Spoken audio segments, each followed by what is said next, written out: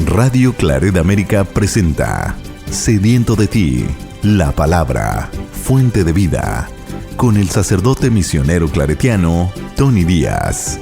Reflexiones diarias del Evangelio. Aquí iniciamos.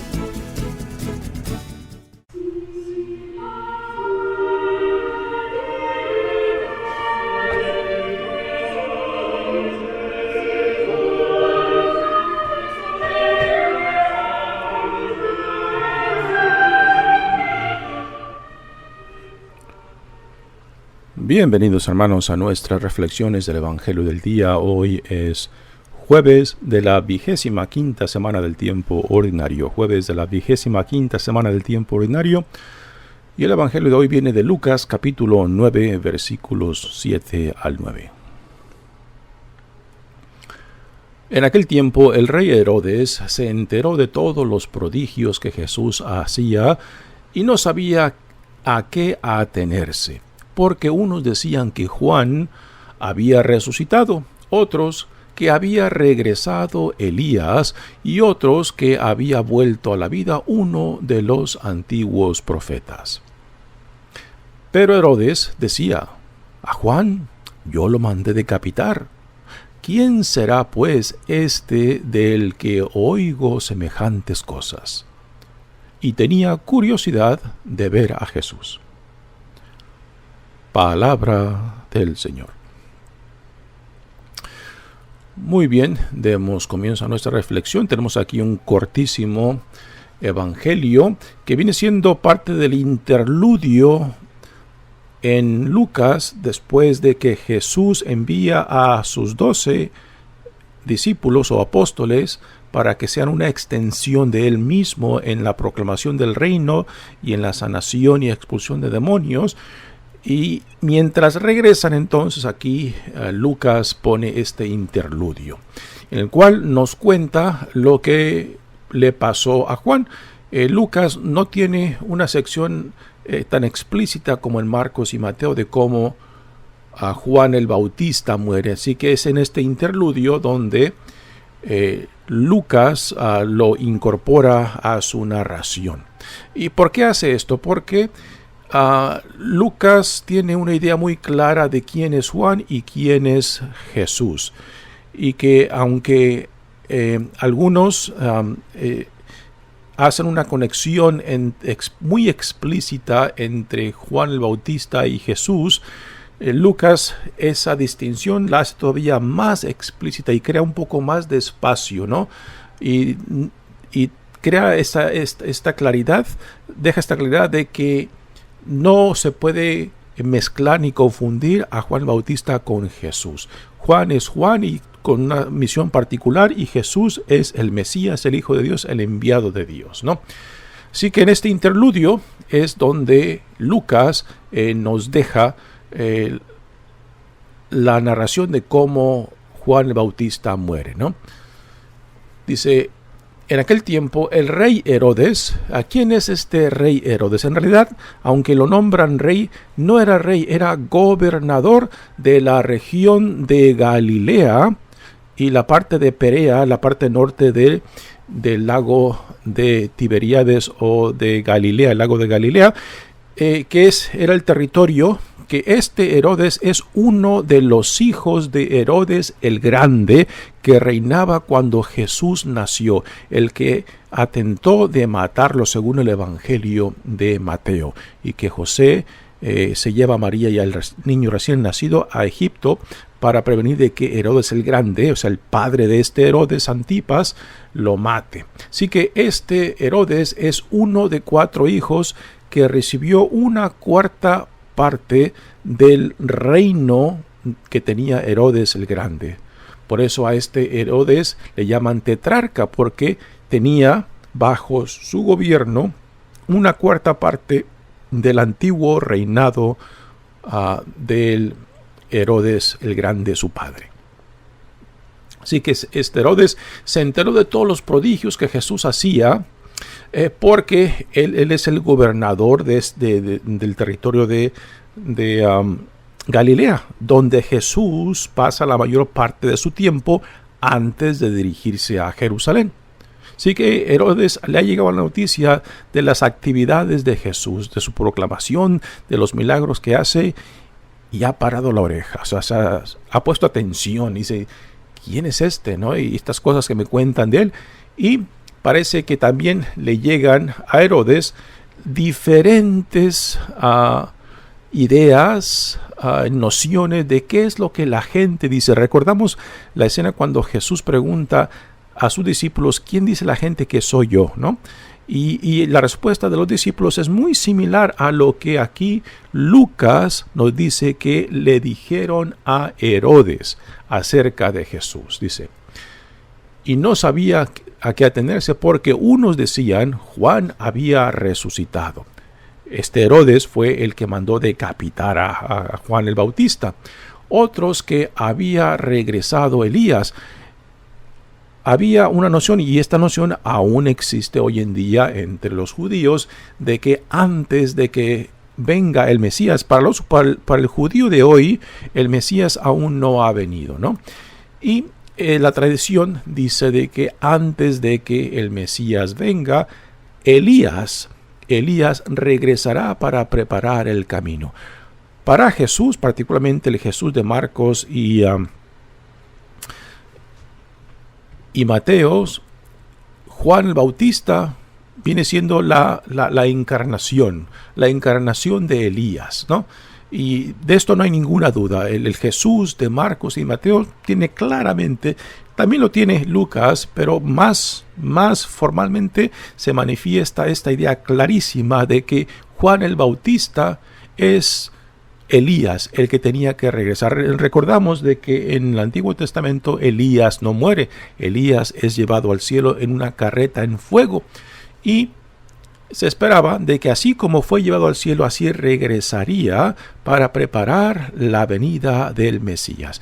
Y aún hoy en día, en familias judías, pues dejan una silla vacía en la mesa, como anticipación del regreso de Elías. O sea, esa silla vacía en la mesa en torno a la cual se reúne la familia, pues es una silla reservada para cuando regrese Elías, anticipando la venida del Mesías y la época mesiánica. Así que por eso se menciona de que algunos dicen que quizás es Elías y otros que había vuelto a la vida uno de los antiguos profetas, ¿no? Así que son intuiciones, son mensajes, son nociones que la gente tiene y que ha llegado hasta los oídos, ¿no? Así que algunos lo confunden a Jesús con Juan el Bautista, otros los confunden con Elías, ¿no? Y otros quizás con alguno de otros profetas como el profeta Jeremías, ¿no? Y Jesús no encaja en ninguna de esas nociones. Pero Herodes decía, o sea, aquí Lucas se está metiendo en la cabeza, ¿no? Nos está diciendo lo que Herodes pensaba, ¿no? A Juan yo lo mandé decapitar, así que este Jesús no puede ser Juan porque a Juan yo lo maté, le corté la cabeza, ¿no? Y quizás esta curiosidad de Herodes por Jesús, uno puede imaginar, ¿no?, de que quizás sea un cierto remordimiento por parte de Herodes. Recordamos en cómo Marcos nos narra la muerte de Juan el Bautista, de que Herodes tenía cierto aprecio a Juan el Bautista y aunque lo tenía encarcelado, en cierta manera lo quería proteger y también se sentía atraído por las palabras y por el mensaje de Juan el Bautista, aunque fuera dirigido directamente en crítica a él, ¿ya? Lo triste es de que Herodes manda matar a Juan el Bautista por un capricho de la hija de su esposa, que le pide, en cierta manera instruida y controlada por su madre, que odiaba a Juan el Bautista, para que decapitara a Juan el Bautista y le trajeran la cabeza en una bandeja, ¿no? Y Herodes, pues cuando escucha esa petición de la hija de su esposa, pues se pone triste, pero como ha dado su palabra públicamente, pues no se puede echar hacia atrás, ¿no? Si realmente fuera un hombre de verdad, un hombre que respetara su propia conciencia, pues Herodes hubiera podido decir, no, yo no puedo quitar la vida a un hombre que es justo, puesto que eso es lo que tanto Mateo y Marcos nos dice que Herodes pensaba de Juan el Bautista, de que era un hombre justo. Pero sin embargo, a Herodes le importó más lo que la gente pensara de él, ¿no? Su imagen. Cuando la hija de su esposa le pide que le entreguen una bandeja la cabeza de Juan el Bautista. Así que Herodes es quien mata a Juan. Y es aquí como Lucas nos dice acerca de qué fue lo que sucedió con Juan. Entonces pregunta, ¿y quién será pues este del que oigo semejantes cosas? En el Evangelio de Lucas, y solamente en el Evangelio de Lucas, hay esta escena cuando en el capítulo 23, cuando Jesús es arrestado y no sabe Pilato qué hacer con él, y por coincidencia Herodes se encuentra de visita en su territorio y se lo manda Pilatos a Herodes, y es ahí donde se lleva a cabo ese encuentro de Herodes con Jesús. Pero tristemente, en esa escena, en el capítulo 23 de Lucas, aunque se le concede a Herodes finalmente ver a Jesús, pensaba él que Jesús lo iba a entretener como algún acto de un circo, con algún milagro, con una manifestación extraordinaria, ¿no? Y tristemente se queda decepcionado Herodes cuando finalmente ve a Jesús, porque en realidad para poder ver a Jesús se tiene que conocer a Jesús, ¿no? Dice el Evangelio, dice las últimas palabras, y tenía curiosidad de ver a Jesús. Simplemente curiosidad, y a últimas fue solamente eso, curiosidad. Comparemos esta curiosidad de Herodes, por ejemplo, con la curiosidad, podemos decir, de aquellos griegos que se acercan a Felipe y Andrés con la petición de que quieren ver a Jesús, ¿no? Y como Jesús, cuando escucha esta petición de estos griegos, que parece que son griegos que se han convertido al judaísmo y que se encuentran en Jerusalén, y Jesús escucha esa petición y Jesús dice, les habla acerca de la semilla que tiene que morir para poder vivir, ¿no? Y tomando ese ejemplo de estos griegos que quieren ver a Jesús, como Herodes quería ver a Jesús, pero Herodes solamente tenía ojos de curiosidad, no de interés por conocer quién es este Jesús. Para poder conocer y ver claramente quién es Jesús, se requiere tener el conocimiento, digamos, de un encuentro personal, ¿no?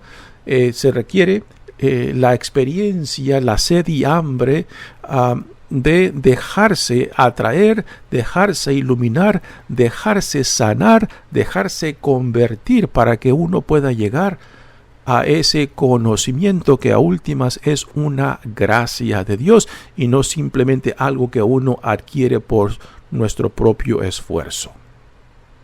Así que Herodes tiene simplemente una curiosidad por ver a Jesús, pero esa curiosidad simplemente como una curiosidad de ver un acto de circo, ¿no? Algo que lo entretenga, algo que lo divierta.